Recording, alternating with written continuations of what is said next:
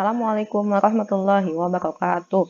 Hari ini berjumpa lagi dengan Ibu. Semoga anak-anak dalam keadaan sehat semuanya. Nah, hari ini kita akan belajar tentang tema 2, subtema 3, muatan bahasa Indonesia.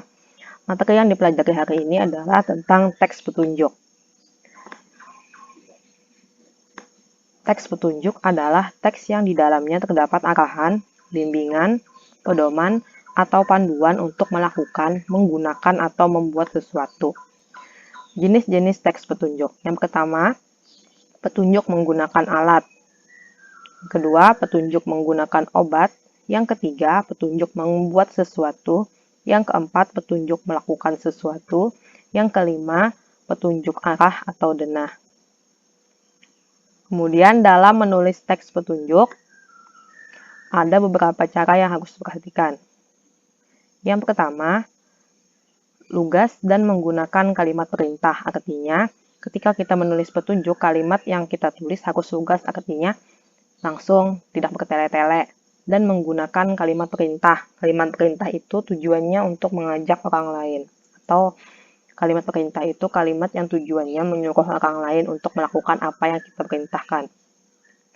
Kemudian, ketika menulis teks petunjuk, kalimatnya harus singkat, padat, dan informatif, artinya langsung kepada intinya, kalimatnya tidak terlalu panjang. Yang ketiga, logis dan sistematis. Logis artinya masuk akal, dan sistematis artinya kalimatnya bersusun, berurutan. Yang keempat, langsung pada sasaran dan tidak bertele-tele. Nah, dalam menulis teks petunjuk, kita menggunakan bahasa petunjuk. Nah, bahasa petunjuk itu ciri-cirinya yang pertama, satu, menggunakan kalimat perintah. Contoh, panaskan air sebanyak 3 gelas.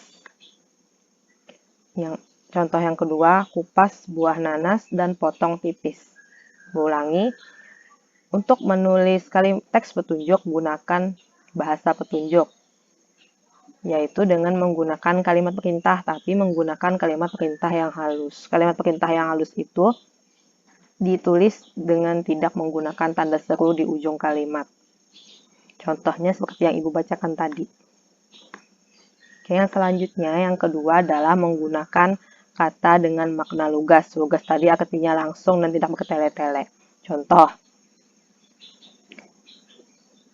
1. Panaskan air sebanyak 3 gelas. Nah, itu yang bermakna lugas, artinya langsung, maksudnya itu jelas.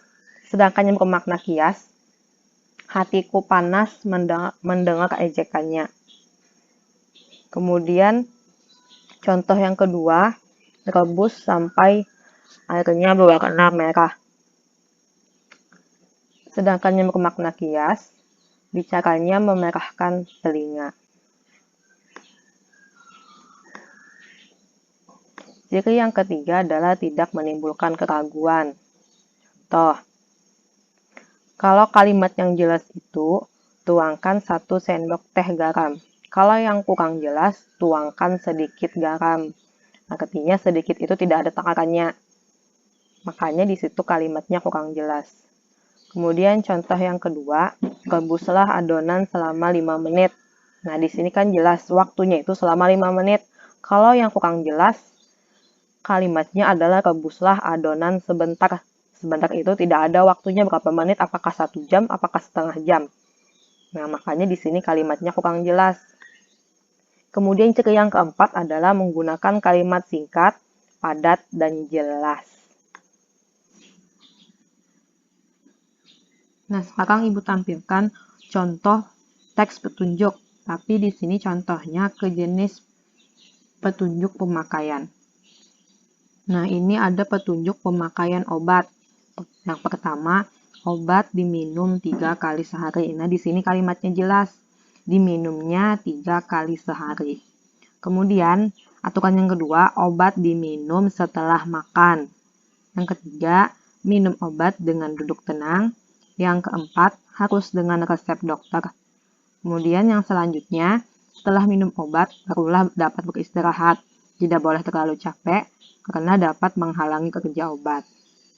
Nah, itu adalah contoh teks petunjuk, tapi petunjuk pemakaian obat. Nah, selesai materi hari ini.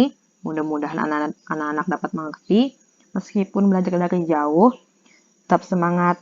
Bu akhirnya dengan ucapan Assalamualaikum warahmatullahi wabarakatuh.